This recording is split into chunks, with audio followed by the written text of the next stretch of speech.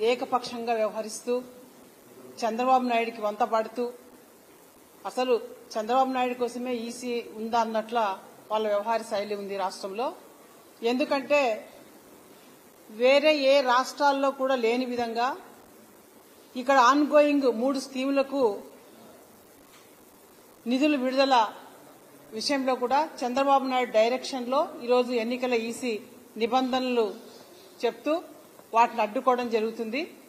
మరి విద్యా దీవెన ఈ 3 స్కీములు కూడా ఆన్ గోయింగ్ స్కీమ్స్.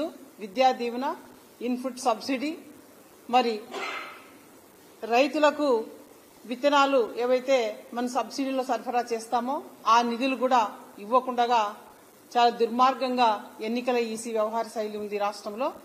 మరి విద్యా దీవెన అన్నది ఎంతో మంది ఎస్సీ, బీసీ, మైనార్టీ విద్యార్థులందరికీ కూడా ప్రతి సంవత్సరం అందిస్తున్నటువంటి స్కీమ్ ఇది. మరి ఈసారి కూడా ఇవ్వాలని చెప్పి మన ప్రభుత్వం ఉంటే మరి ఈ రోజు ఎన్నికల ఈసీ ఈ నిబంధనలు ఇవ్వకుండా అడ్డు చెప్పడం వల్ల ఈ విద్యార్థులంతా ఎంత ఇబ్బందులకు గురవుతారు ఎస్సీ, బీసీ, మైనార్టీ విద్యార్థులందరూ అన్నది కూడా ఈసీ ఒకసారి ఆలోచించాలి. మరి రైతులకు ఈరోజు ఇన్పుట్ సబ్సిడీ కానివ్వండి, మరి వాళ్ళకి ఇస్తున్నటువంటి సబ్సిడీపై విత్తనాల రాయితీ కానివ్వండి, మరి ఇవన్నీ అడ్డుకోవటం వల్ల ఎంతమంది రాష్ట్రంలో రైతులు ఇబ్బందులు పడతారనేది కూడా ఈసీ ఆలోచించటం లేదా అని అడుగుతున్నాను.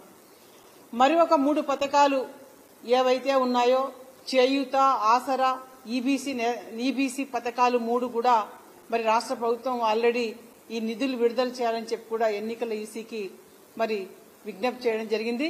మరి ఎన్నికల ఈసీ ఈరోజు చంద్రబాబు నాయుడు కనుసన్నల్లో పనిచేస్తూ ఆ పథకాలకు కూడా నిధులు ఇవ్వకూడదని చెప్పి ఈరోజు ఎన్నికల ఈసీ అభ్యంతరాలు వ్యక్తపరుస్తూ చాలా దుర్మార్గానికి ఒడిగడుతూ చంద్రబాబు నాయుడు కనుసన్నల్లో ఈరోజు ఈసీ పనిచేస్తూ ఈ పథకాలన్నీ కూడా వేటికి డబ్బులు అందివ్వకుండా పనిచేస్తున్నారు.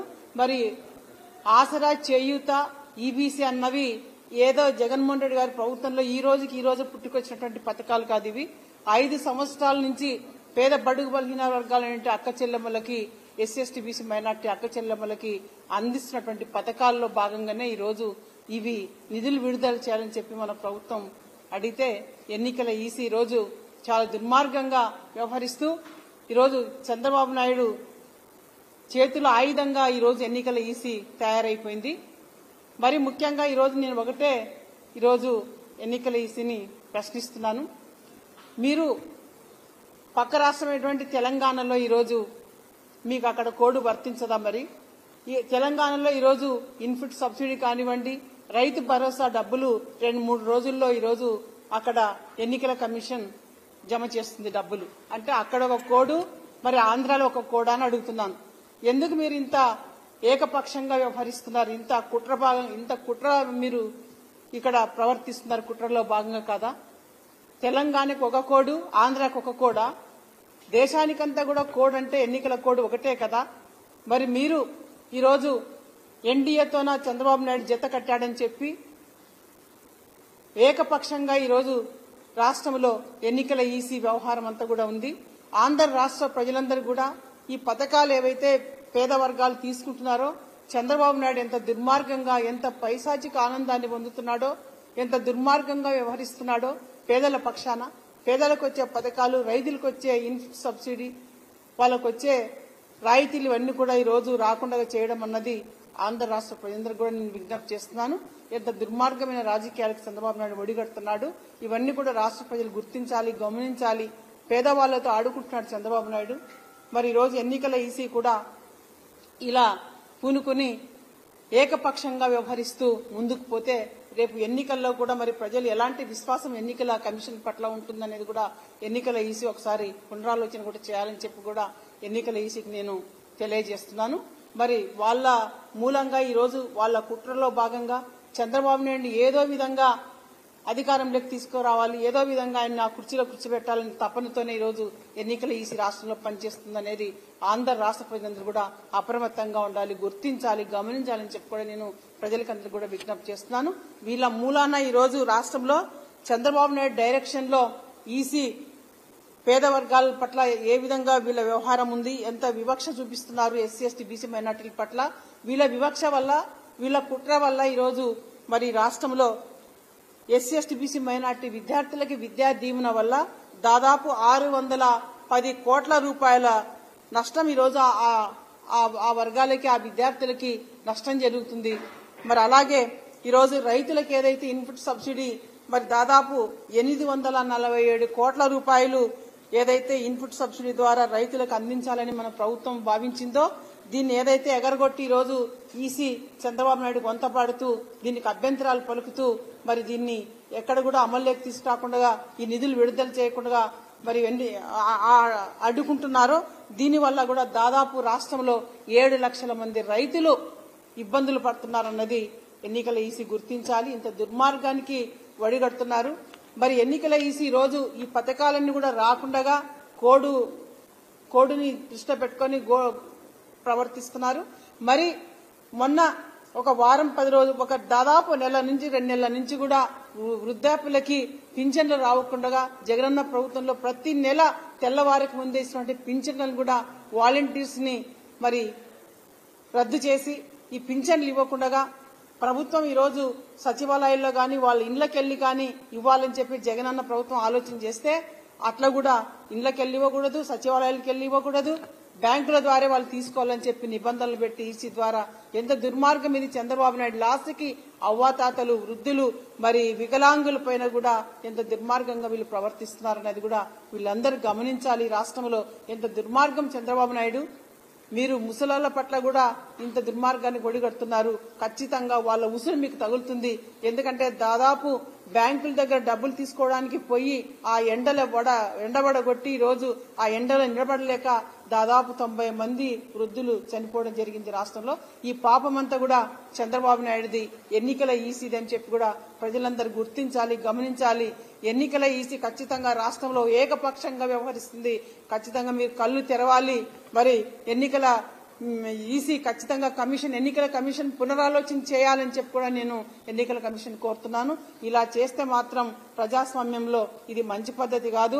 ప్రజాస్వామ్యం అన్నాక దానికి కట్టుబడి ఉండాలి. ఎన్నికల ఈసీ ఒక వర్గానికి, ఒక పార్టీకి మీరు కట్టుబడి పనిచేస్తారా రాష్ట్రంలో అని చెప్పి కూడా నేను ఎన్నికల కమిషన్ ప్రశ్నిస్తున్నాను. ఇది మంచి పద్ధతి కాదు.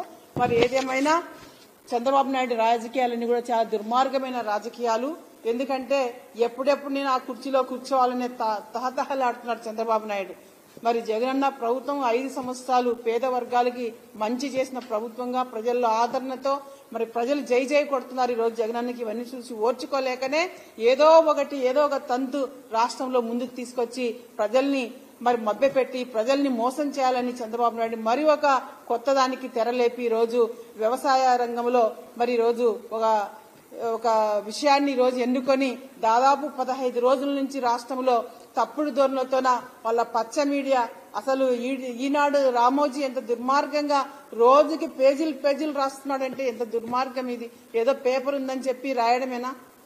ఈరోజు ల్యాండ్ టైటిలింగ్ చట్టం అన్నది అది భూ యజమానులకి ఒక భద్రత, ఆస్తులకు ఒక రక్షణగా తెచ్చినది ఆ చట్టం. మరి నరేంద్ర మోడీ గారు దేశవ్యాప్తంగా ఈ చట్టాన్ని అమలులోకి తీసుకురావాలని చెప్పి ఆయన కోడేకుస్తుంటే మరి చంద్రబాబు నాయుడు ఈ రాష్ట్రంలో మాత్రం దీని ద్వారా వాళ్ళ ఆస్తులు మునిగిపోతాయి, వాళ్ళ ఆస్తులు లాగేసుకున్నారు, వాళ్ళ భూములు లాగేసుకున్నారని చెప్పి దుష్ప్రచారాలు చేస్తూ రాష్ట్రంలో చాలా దుర్మార్గానికి ఒడిగట్టి ప్రచారాలు చేస్తున్నారు. మరి ప్రజల్లో జగనన్నకి ఎక్కడ మంచి వస్తుందో ఈ చట్టం చేయటం వల్ల, ఈ ల్యాండ్ టైటిలింగ్ చట్టం చేయటం వల్ల రైతులకి భద్రత కలుగుతుంది, వాళ్ళకి రికార్డు పరంగా భూములు వాళ్ళ సొంతం అవుతాయి. ఇవన్నీ ఆయన చేస్తే ఆయనకి మంచి వస్తుందని చెప్పి ఈ రోజు ఓర్చుకోలేక జగనన్నకు వస్తున్న రెస్పాన్స్ చూసి రేపు జగనన్నకు మంచి ప్రజలు జైలు కొడతారని చెప్పి కూడా ఓర్చుకోలేకనే ఇలాంటి దుష్ప్రచారాలు చేస్తూ దుర్మార్గమైన రాజకీయాలు చేయాలని చెప్పి చంద్రబాబు నాయుడు చూస్తే ఖచ్చితంగా 2024లో వీళ్ళకి ఖచ్చితంగా ప్రజలు, రైతులు అందరూ కూడా బుద్ధి చెప్తారు. మీ నాటకాలని చెప్పి ప్రజలకు తెలిసిపోయింది ఈ రోజు. ఎందుకంటే నిన్న నరేంద్ర మోడీ గారు మన రాష్ట్రానికి వచ్చారు. మరి రాష్ట్ర పక్కనే కూర్చున్నారు పవన్ కళ్యాణ్, చంద్రబాబు నాయుడు. మీకు ధైర్యం లేదా? మీకు దమ్ము లేదా? నరేంద్ర మోడీ గారు మీరు ఎందుకు అడగలేకపోయారు? ఎందుకు ప్రశ్నించలేకపోయారు? ల్యాండ్ టైటిలింగ్ చట్టం ఇది మంచిది కాదు అని మీరు ఎందుకు చెప్పలేకపోయారు? ఇది ఆస్తులు దోచుకునే చట్టం, ఇది రైతులను మోసం చేసే చట్టం అని మీరు ఎందుకు చెప్పలేకపోయారు? ఊరికి తల వంచుకొని కూర్చున్నారు నరేంద్ర మోడీ గారు మాట్లాడుతుంటే. నరేంద్ర మోడీ గారు ఉన్నప్పుడు ఒక రకంగా ఉంటున్నారు, మరి ఈ రోజు ఆయన వెళ్ళిపోతేనే రాష్ట్రంలో ఎంత దుర్మార్గమైన దుష్ప్రచారాలు చేస్తూ ఏదో ఒక విధంగా జగనన్నకి ప్రజల్లో బ్యాడ్ రావాలని చేస్తున్నది. మీరేదో అధికారాన్ని చేపట్టాలని చేస్తున్న దుర్మార్గమైన దుష్ప్రచారాలు చేస్తున్నారు. మీరు దుర్మార్గమైన రాజకీయాలు చేస్తున్నారు. ఖచ్చితంగా చంద్రబాబు నాయుడు ఎందుకంటే 2014లోనే ఎన్నో అలవిగాని హామీలు ఇచ్చి మీరు ఏది కూడా నెరవేర్చలేక బాబు వస్తే జాబ్ వస్తుందని, మరి నిరుద్యోగ భృతి అని, డ్వాక్రా రుణాలు మాఫీ అని, రైతు రుణాలు మాఫీ అని ఎన్నో చెప్పినారు. ఏ ఒక్కటైనా మీరు ఆచరణలో చేసి చూపించారా? ఏ ఒక్కటి కూడా చేయలేదు. ప్రజలు ఎన్నో కష్టాలు పడ్డారు, ఎన్నో ఇబ్బందులు పడ్డారు, రాష్ట్రాన్ని దోచుకున్నారు కదా. అందుకే కదా మీకు 19లో బుద్ధి చెప్పింది ప్రజలు. మరి ఈ రోజు జగనన్న ప్రభుత్వంలో మంచి చేస్తుంటే చూసి ఓర్చుకోలేక ఇంత దుర్మార్గానికి ఒడిగట్టి ఈ రోజు ల్యాండ్ టైటిలింగ్ విషయంలో కానీ, ప్రజలకు సంక్షేమ పథకాలు ఇస్తుంటే ఎన్నికల కోడ్ని అర్థం పెట్టుకుని ఈ రోజు ఎంత దుర్మార్గమైన రాజకీయాలు చేస్తున్నాడు చంద్రబాబు నాయుడు. ఎన్నికల ఈసీఎం చంద్రబాబు నాయుడు ఇంటి సొత్తా? ప్రజాస్వామ్యంలో అందరికీ ఏకపక్షంగా ఉండాలి ఎన్నికల ఈసీ. అలా కాకుండా మీరు మీ సొంతం చేసుకోవాలని చూస్తే ఖచ్చితంగా ప్రజలు మీకు ఎన్నికల్లో బుద్ధి చెప్తారు చంద్రబాబు నాయుడు అనేది కూడా చంద్రబాబు నాయుడు గుర్తించాలి, గమనించాలని చెప్పి ఈ సందర్భంగా నేను తెలియజేస్తున్నాను.